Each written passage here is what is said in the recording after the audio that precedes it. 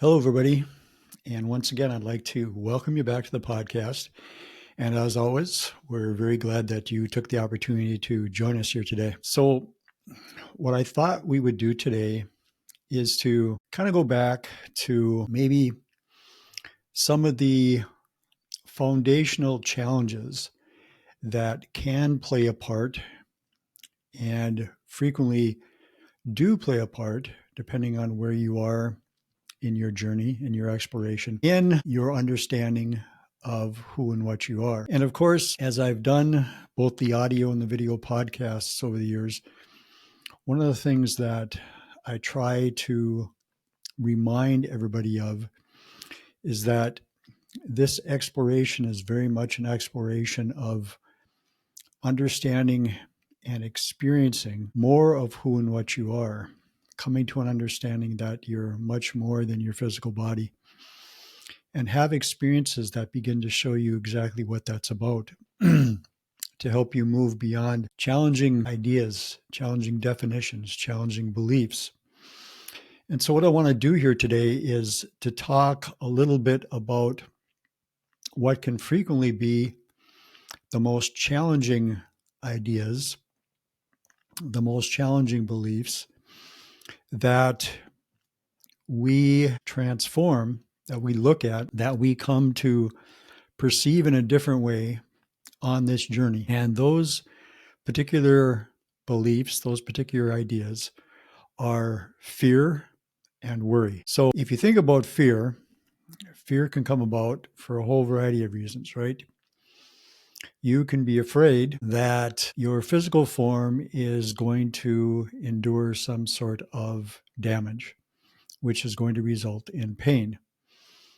If the pain wasn't there, we probably wouldn't be so worried about it. But the pain accompanies damage that happens to the physical body, which of course just makes sense. I mean, in the larger scheme of things, if you're going to utilize this particular creation of energy, of consciousness that we term our body, as the, and I'll just put it like this for now, as the vehicle by which you have this experience, then damaging it does not typically help you in that regard, unless those themes are themes that you're exploring for whatever reason you may be doing. And so there's fear of pain, right? That's one of the things that can bring up fear. There is fear of separation, where we will lose somebody. Somebody will leave our life. Either they will choose no longer to interact with us at a time where we don't feel like that, or perhaps they will go through this process that we call death. Now, one of the things, once you've been deeply into this exploration for, and I'll phrase it like this again, a long enough period of time, although time really doesn't have anything to do with it, but we're going to speak in those terms. But when you've been associated with this exploration for a long enough period of time, in that regard, when you go deep enough, when you have had enough experiences, because it takes those experiences, right? When you think about your life, you know things because of the experiences you've had, right? You know how to use a computer because you've sat down and had all sorts of experiences on that computer, right? You know how to play a guitar because you've experienced that instrument in your hands in the practice, or a piano, or you know how to paint because you've done that. You can sit and you can watch video after video, talk to person after person who's an excellent painter, read all the things you want to do about painting. And yet, if you're not doing it, if you don't have a brush and the paints and the canvas and all the things that are associated with that, if you're not doing that, you're not painting, right? You're familiar with the information about it. And this is the same with everything. It doesn't make any difference what it is. You can be an auto mechanic. You can be a brain surgeon. You can be a singer. You can be a sculptor. You can be a writer. You can be a gardener. You can be anything, a plumber, regardless of what it is. Unless you're doing it, unless you've had those experiences, you don't really know it, right? You know it because you've had the experiences. So this journey is the same. There's lots of information that's out there. That's all great. There's lots of knowledge that's out there. There's wisdom that's out there, right? There are the experiences that you can hear about that other people have had, and all that's helpful. But it's your own experiences that it's going to make it real to you. You will know it through your experiences. That's going to take a little bit of trust. That's going to take some allowance to have those experiences. Why? Because they're different, right? They're not the same as what you are used to your life feeling like, looking like, and all the rest of those things. It's different, right? And it can be quite different. Now, in our history, of course, when we think back at all the various religions and all the various ideas about duality, about right and wrong, about good and bad, about good and evil, maybe in an extreme way, even the idea of evil, right? We have a history of those types of ideas that we are very much surrounded by in that way of seeing things, right? We're very immersed in that. Our civilization is yet very immersed in that. Our cultures are, right? It hasn't been that long that individuals have started to look at life in a way that is primarily not heavily influenced by those ideas of fear and worry and why you should fear and worry. It may be that the ultimate concept of fear is provided through the idea of the cessation of your existence. In other words, that you will die, you will lose your existence. And in this exploration, again, through the experiences that you have in this exploration, you will lose that fear because you will have had enough experiences of a whole variety that show you that really your beingness, consciousness, awareness can express itself in many ways through many forms, an infinite number of forms, this being one of them.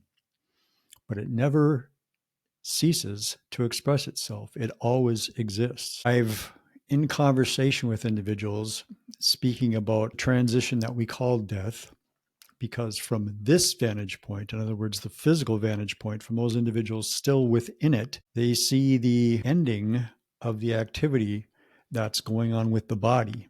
And because we so strongly equate who and what we are to the body, when the body is no longer functioning in the way that we're used to it functioning, we say the individual has died, right? Because that's what we consider to be existence, the movement, the activity of the body. But if you know that the body is only one of the expressions that you have, and you have animated, we'll put it that way, this body with only a very small portion of who and what you are. And if you have experiences, and there are many ways you can have those experiences, but if you have experiences and you have them frequently enough that show you the flexibility that you have to move between experiencing yourself as the body and the other things that are there to be experienced, then you begin to relax about this whole idea of death, this whole idea about what happens when the body is no longer your primary source, as far as we're concerned here, of your expression of your consciousness, right? What happens? And do you trust that there is something else, right? It's probably one of the greatest fears that we have, right? One of the things we worry about the most. Not so much when we're 10, 20, 30, 40. Maybe it starts at 40. Certainly it gets more 50, 60, 70, depending, of course, on the family we were raised in, on the culture we were raised in, the civilization, the time period we were raised in, because there's many different ideas that are prevalent depending on all those things. So fear and worry. So within our experience, within this physical experience, right, there's a very strong theme, a very strong way of exploring it. And that theme, that way of exploring it, is one of what's been termed separation. In other words, having an experience that you can seem to be totally isolated from the rest of who and what you are. And so in that, it is quite convincing. But we've done some very interesting things within that experience, right? Utilizing the idea that we are not connected to the rest of us.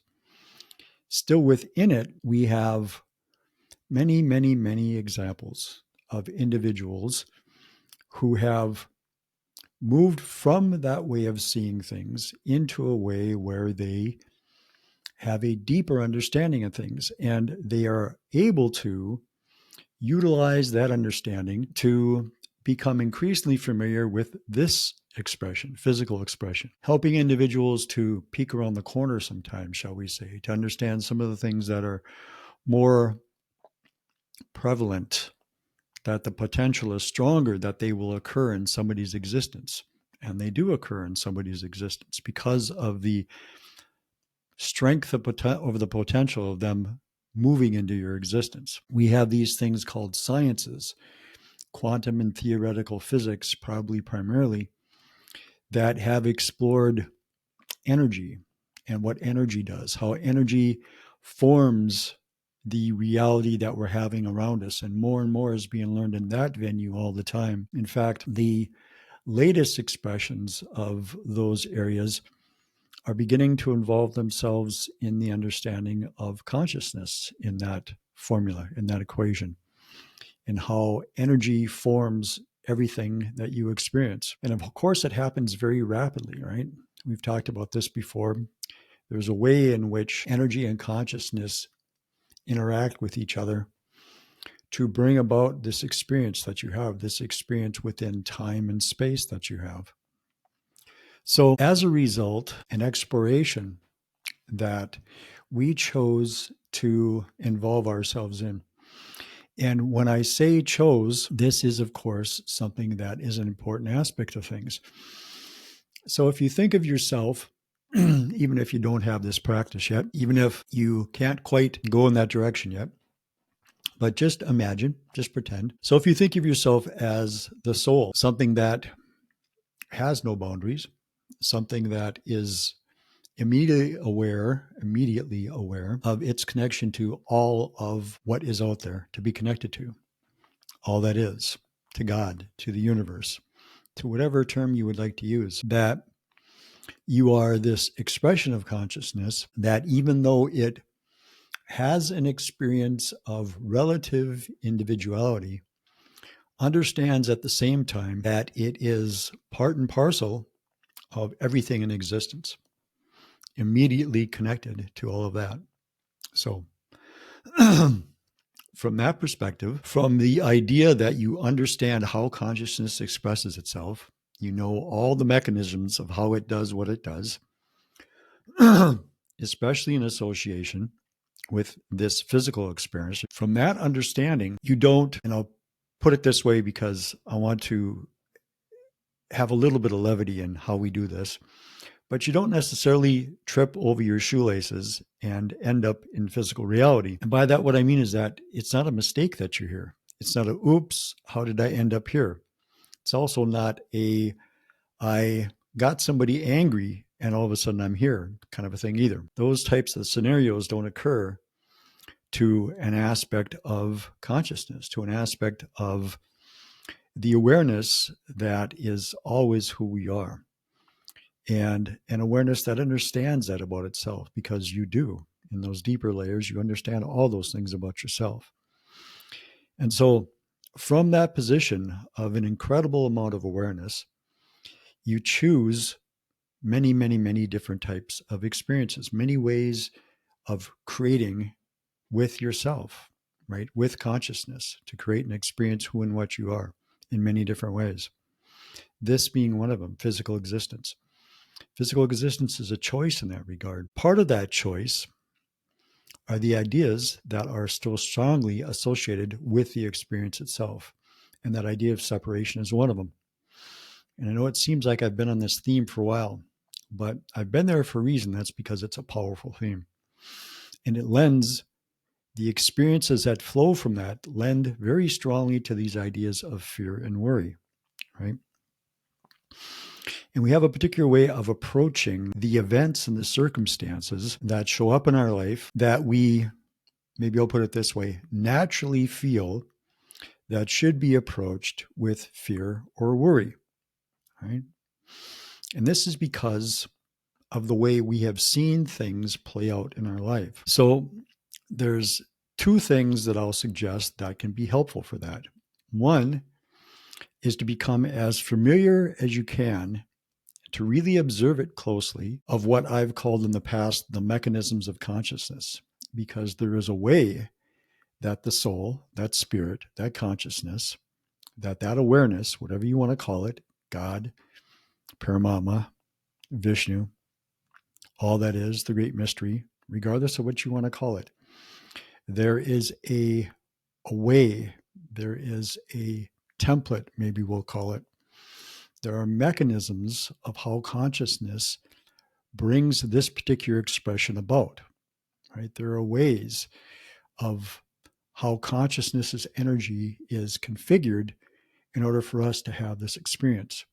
The more familiar you are with those mechanisms, the more you move yourself away from being fearful and worrying about this experience. Experience itself will do that as well. And by experience, what I'm talking about is the experiences that come to you when you allow yourself to loosen up your hold on the ideas that physical reality is just what historically we've been led to believe that it is. If you can allow yourself to, usually through association with whatever source that feels right for you in the moment, and I'm going to suggest to you not to be overly worried about whether that source is totally complete or whether it's not, because it really isn't going to make a difference in the moment. And one of those things that is helpful to embrace along those lines is, again, the power that you actually have. Because as the soul, as an aspect of consciousness that is intimately associated with all of consciousness, really your power is without end. And once you become familiar with the mechanisms of consciousness, you can see how it has been, because we're going to talk about the things that had occurred in your life before you understood this. You can see how it has been that you have created the types of situations that you have in your life, situations that then it would seem logical that if they continued in that way, you might have some fear or worry about those things.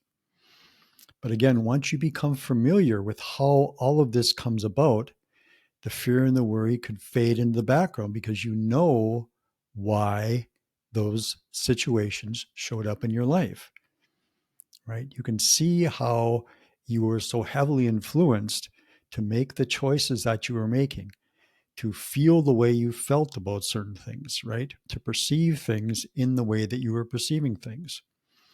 If you look around at you, and this might depend on where you are within that idea of fear and worry and how much of your life is filled with that at the moment. If it's not too much, typically what you can do is look around and find other individuals in your environment where it affects their life in a greater way than it does yours, right? They tend to express fearful ideas and worrying to a greater degree than you do. Then pull back and look at their life and see if their life is not a reflection of what they're doing psychologically and emotionally. Now, of course, you can say that, well, their fear and their worry is a response to the experiences that they're having. And this is where a little deeper understanding of the way that consciousness functions will really serve you in a very powerful way. You need to understand, I'm going to suggest, it's very effective, it's quite helpful to understand that the inner stuff occurs first. It is primary. In other words, the fear and the worry show up ahead of the experiences that seem to tell you that the fear and the worry makes sense. Now, it takes exploration to know that what I just said is true. It takes exploring, becoming familiar with those concepts, with those mechanisms of consciousness that bring about your experience, seeing those changes in your life as you start to make those observations, as you start to understand that in a deeper way, as you shift then the way that you choose to view yourself, view others, view life, as you begin to do that, what happens is your life changes. It becomes something different. Your feeling state becomes different, right? The particular ideas that you are so attached to shift and move, right? You have an experience that verifies that it is your inner experience that then colors and creates your outer experience. But it takes the exploration, it takes the practice. There are enough ways to observe a large number of individuals around you to see that there are all sorts of different ways that individuals have their experience of life come to them. You will notice that individuals who live a life that is nice, that's pleasant, are not individuals that have fear and worry at the forefront of the way that they meet their existence. There's something different. Now, again, what can be challenging about all of this is the way that consciousness functions and not understanding that. From a perspective where you begin to understand the way that consciousness functions, what you understand is that the experience that each individual is having is very much a result of the way that they view their reality, because it's going to be reinforced through consciousness. So if you choose to filter your existence through fear and worry, you are going to have experiences show up in your reality that then prove to you that it makes sense to filter everything you do through fear and worry. It's a self-perpetuating cycle. But the key is they're all like that. If you chose to shift your approach and look at life instead, that it supports you, that it's beneficial for you, that there's always help there, that there really isn't anything to be fearful of, that there's always a solution to a situation that shows up, right? Those types of things, that will be the type of life that you will experience instead.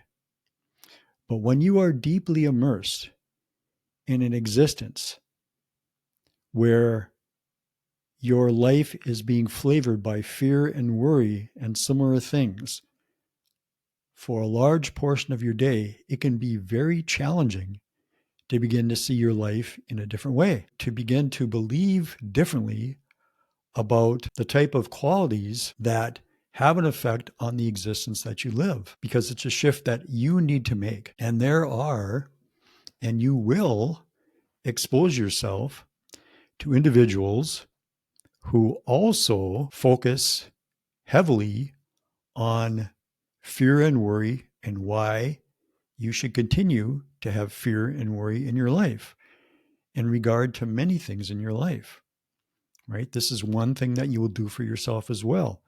As you're focused in that, you'll bring information to yourself that will reinforce that idea. And you may be in this moment, depending on where you are in your understanding, wondering something like this. Why would God, I'll use that word, or all that is, or the universe, allow me to do that? Allow me to have that kind of an experience.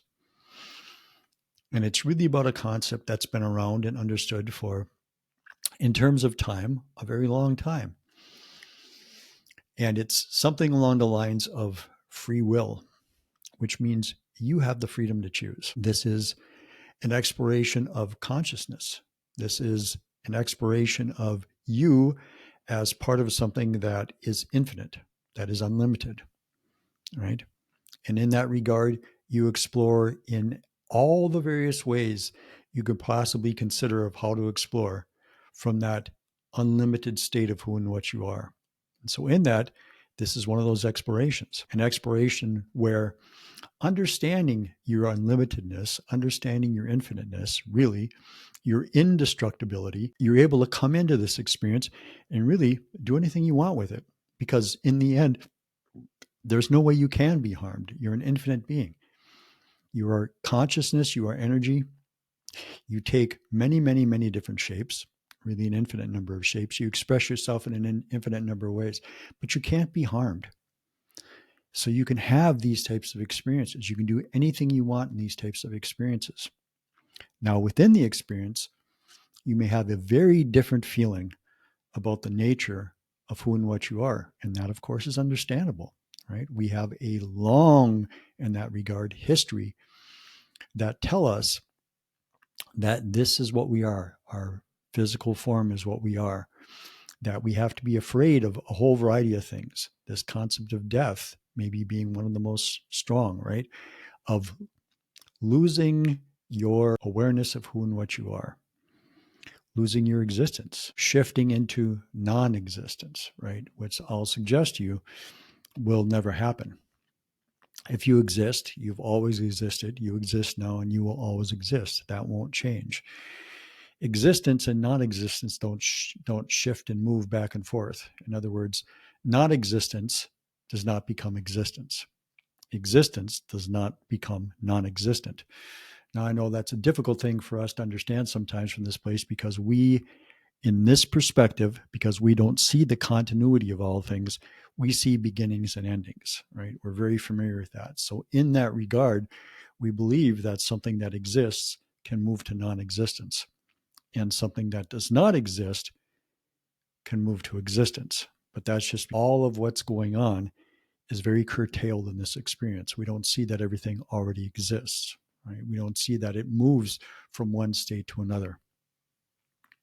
You know, if you have a home or any place at all, any kind of a building where one room flows into another room by just like an opening, an archway maybe, or just some opening, not a door that actually closes or anything like that. Just there's one room to the next. If you walk from that one room, let's say it's your kitchen, and you walk into your dining room or your living room, whatever's the next room that's there, not through a door, you just walk through this opening. You can tell you're in a different room, right? The room looks different. It has a little different feeling to it. Yet you can look and you can see that kitchen from that other room, and you can go back into that kitchen, and you can tell that in this environment, it feels different, right? But you can see the other one, right? That movement back and forth is just like physical existence and what we call death, right? That's all it is.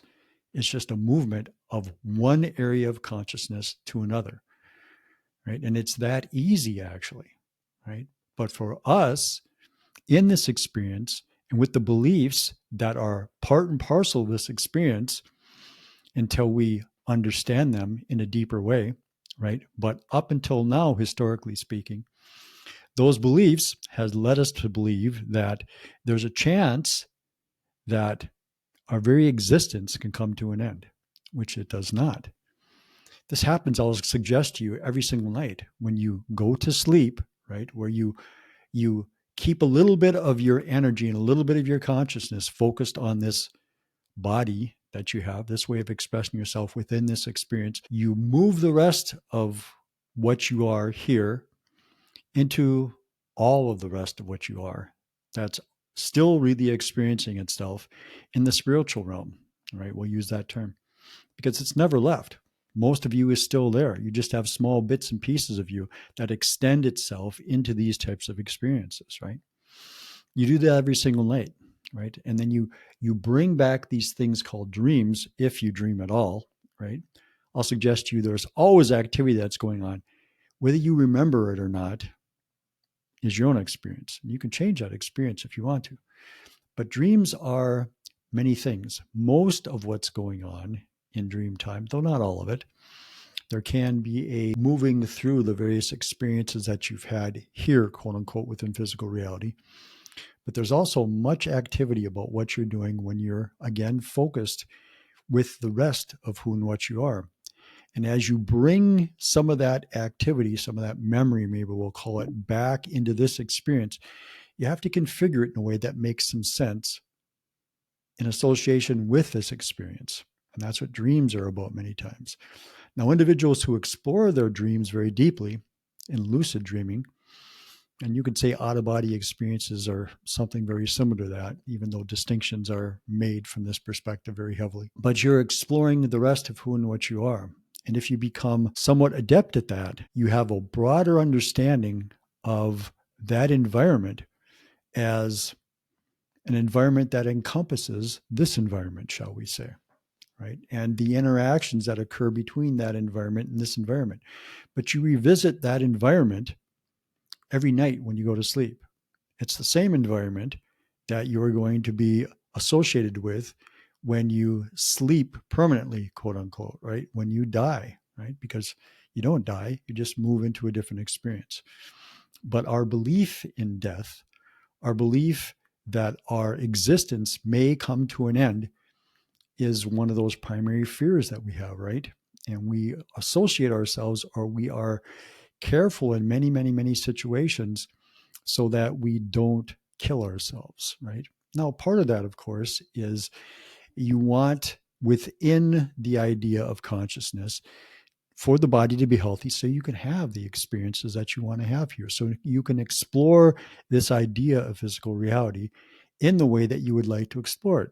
A healthy body helps in that. Now, you may also be exploring various other states the body can have for reasons that would only make sense for you.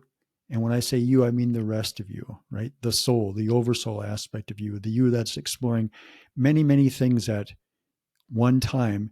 And all those things are weaving together, like you weave together the threads to make a carpet or something like that, a blanket, whatever you might say. And so from that perspective, you understand all the various ways that you're exploring and how you're tying all of that together, right? So sometimes you can explore in ways that seem quite limited in this capacity, right? Now, I'm going to suggest to you that regardless of what the challenge is, right, regardless of what the ideas are that you have, you can approach them in a different way. Again, I'll use this word. I'll suggest to you that regardless of what the challenge is that shows up in your life, there's always information behind that challenge that will bring you to a greater understanding of yourself. It's always there, right? Things don't show up in that regard for no reason. And if it shows up, if the challenge shows up, the answer is part of it. It's like a coin. You have heads on one side and tail on the other. Challenges are like that. The information that is there to help you understand yourself in a wider way, to help you understand more of who and what you are, is always associated, it always accompanies the challenge. Now, whether you flip that coin over and see that side of it is up to you, right? It depends on your approach. It's all about the approach. If when something comes into your life, if what you do is you look for what you should be fearful of in that situation, what you should worry about because of what's going to show up next, right? Because of the experiences that you've had, right? If you haven't explored deep enough yet to start to have different experiences show up in your life, then you're going to respond to those situations in a particular way. And again, your response is very key. It's very important. If I know that as a challenge comes into my life, depending on how I meet that challenge, how I interact with it, I can end up with a whole variety of different experiences. To me, what I believe is probably the most interesting way to approach that is to meet that challenge in a way that brings me more of who and what I am, which allows me the opportunity to have a different experience than I'm having right now, because now I have more information, more knowledge, more ability to apply to the existence that I have around me in this moment. And this is what your approach does for you. If you understand that is there in each situation that shows up in your life, then you can see that little by little, or sometimes in larger steps, that really the ideas of fear and worry are not necessary as you move through your life. You'll even be able to look back and see how you used to use those in much more familiar ways. And you'll be able to see the types of experiences they then led to, right? And you'll see that your experiences now are different because you've chosen to look beyond those as the primary way that you flavor your life, right? You've chosen to do it in a different way. In that, your results are different. And again, you don't know me very well. You may not know the individuals that are out there that talk in these terms either, but I'll suggest to you that these are the things that I discovered in my journey and my exploration. And the way that I had those things go on in my life was, of course, different than other individuals. But there are so many individuals out there now who've discovered this. At the same time, there are individuals that have a very challenging time moving beyond those concepts. They still want to filter this type of approach through fear and worry, right? And there's language that's used in those regards, right? You need to be careful, right? You need to watch out for. Don't be fooled by, whatever, various things like this. And what they're actually saying, I'll suggest to you, is that they haven't gotten to a place yet where they can trust themselves, where they know and can trust their own connection to all that is, to God, to the universe, to whatever you want to say. They don't trust their connection yet. Now, there's nothing wrong with that, right? It does flow from our experience. The difficulty is what it does is it's limiting still, right? And if these individuals, let me back up, and if you have those types of qualities flavoring your life, you're going to find these individuals coming into your experience of life, right? It's just the way that it works, right? If that's where you're focusing, if that's where you're putting your energy, if that's the choices that you're making, if that's the way that you're using your free will, creation will not stop you, right? And it will bring you the things that match what beliefs you're using in the moment. If you believe that you need to watch out, if you need to believe that you need to be careful, if you believe that it is evil types of things that surround you, even in spirit, right, then you're going to have individuals, you'll have experiences that suggest that that is true to you. Again, it's the flexibility and the malleability, the unlimited way that consciousness can shift itself and express itself to provide for you whatever experience you believe is true to be able to have. You may believe that consciousness, that energy, will only show you certain types of things, that it can only show you maybe what you might call truths, and it won't show you other things, right? Whatever word people would like to use. But that's not the way that consciousness and energy functions. It will show you anything, right? Because it's unlimited, right? Spirit, consciousness, energy has no limits to it. It is infinite. It is unlimited. Its ability is without ends. And that's what you are. That's what you're tied into all the time. So you can bring yourself any experience you want to. You can bring yourself an experience that proves to you that living a life in fear and in worry is the way that you should be doing things. But it can also bring you another kind of a life. And it's doing that for many individuals on the planet right now. Individuals who are looking at their lives in different ways. You may look at those individuals from that place, from being surrounded in fear and worry, and you may go, oh, you're missing out completely on understanding this. You need to look at things in this particular way because you are totally convinced that if you don't live your life out of fear and worry, that all these negative things are going to happen. And there's going to be people out there that will be happy to reinforce that for you. Now, again, they're not bad people, nor are you, right? There's nothing bad about that. But it is part and parcel of this whole experience of separation. You haven't gotten to the place yet where you've allowed yourself to trust the deeper aspects of who you are enough so that you can begin to have experiences that move you out of those energies of fear and worry. right? You haven't had experiences yet. You haven't had enough experiences, but they're there to be had. I'll suggest to you, they are there to be had, but you have to provide an opening for that to occur, right? I'm not saying in any way, shape, or form that the experiences that you have had, that you remember right now, don't seem like a good reason that you should continue to live your life in a particular way, that you should be worried about things, that you should focus on fear and how you should guard yourself against things.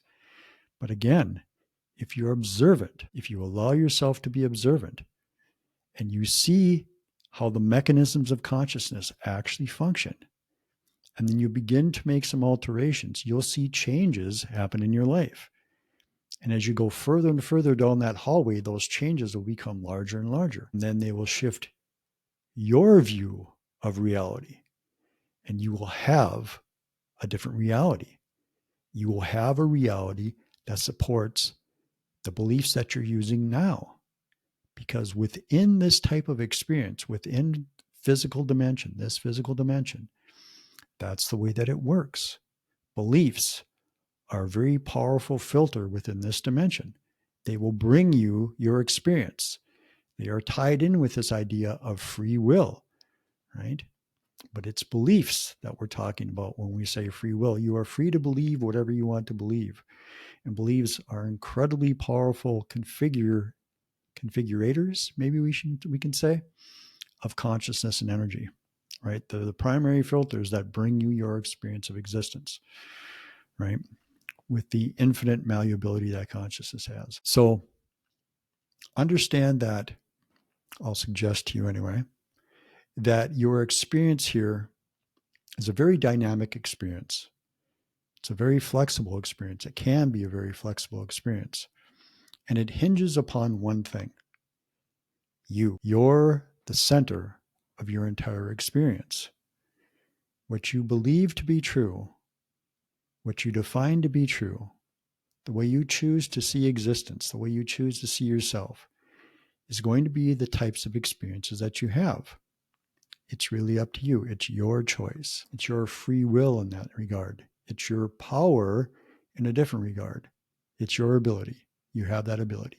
You have that choice. And I know you've had this history that you've seen, but if you understand again why your history showed up the way that it did, then you can begin to alter the way that those things work. If you're in a car driving down the road and you push your gas pedal all the way to the floor and you let go of the steering wheel, you're probably going to have an experience that you're not going to like very much, right? But you can look at that later on, maybe if you're still quote unquote alive, and you can say, okay, I did this and it resulted in that particular outcome. Your experience of life is the same way. Be observant of your experience of life. When you become familiar and you can go to my audio podcast and it's labeled in a way that you'll be able to see that, the mechanisms of consciousness. And there are others who've mentioned this. I'm not the only one by any means whatsoever.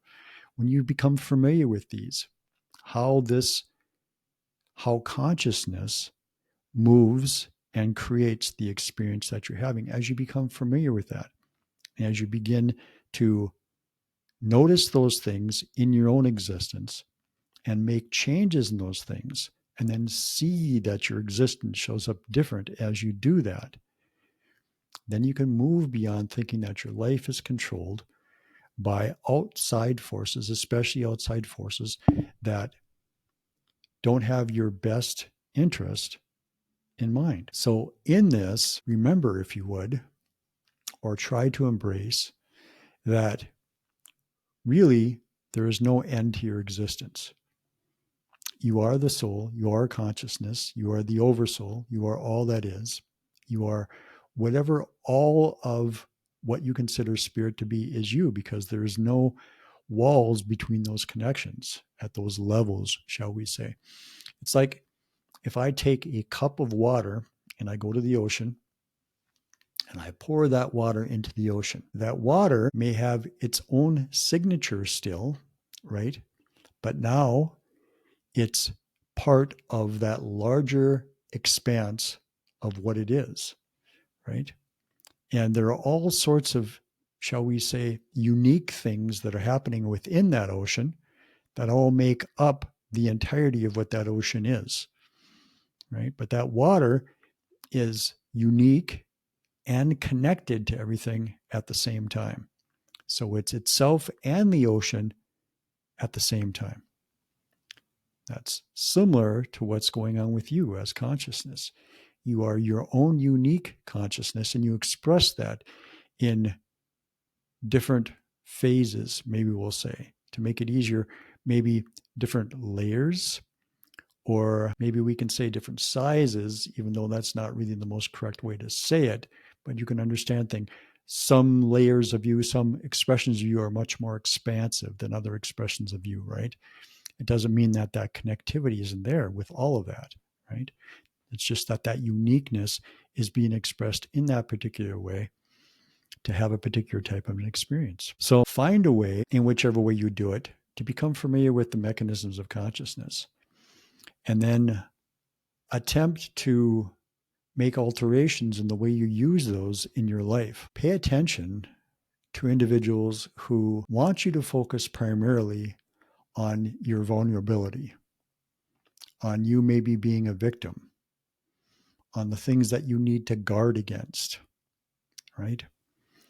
On paying attention to worrying and paying attention to fear, on things of that nature.